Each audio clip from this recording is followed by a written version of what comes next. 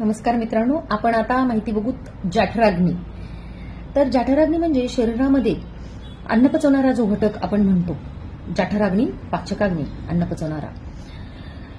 याच्यामध्ये जठराग्नीच्या शक्तीवर आपली आहाराचे पचन हे अवलंबून असते, त्याच्यावर आपली पाचन शक्ती अवलंबून असते।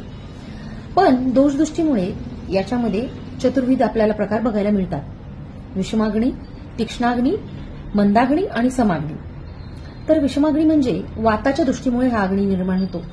याच्यामध्ये योग्य वेळी आणि योग्य प्रमाणात आहार घेऊनही हा आहार कधी पचतो तर कधी पचत नाही। तीक्ष्णाग्नीमध्ये पित्ताच्या दृष्टीमुळे हा अग्नी निर्माण होतो। याच्यामध्ये कितीही प्रमाणात घेतले जेवण, आहार आणि योग्य वेळी जरी घेतले तरी खूप लवकर आणि सहज पचन होते आणि खूप लवकर भूक लागते। आणि अग्नीची ही स्थिती तशीच पुढे कंटिन्यू राहिली तर अत्याग्नीची स्टेज येते। कधी कधी आपण बघतो की भस्म्या झालंय असं आपण पेशंट बघत असतो की कितीही खात असतो पेशंट। आणि याच अत्याग्नीच्या दृष्टीमध्ये वाताची दृष्टी असेल तर पोट गुब्बारणे, पोट फुगणे, पोटामध्ये वेदना होणे, डायरिया, कुंतून मलप्रवृत्ती होणे, पोट जड वाढणे, पोटात गुरगुर आवाज येणे असे होते। तर पित्ताची दृष्टी, अत्याग्नीसोबत जर पित्ताची दृष्टी असेल तर जेवणानंतर ओठ, टाळू, घसा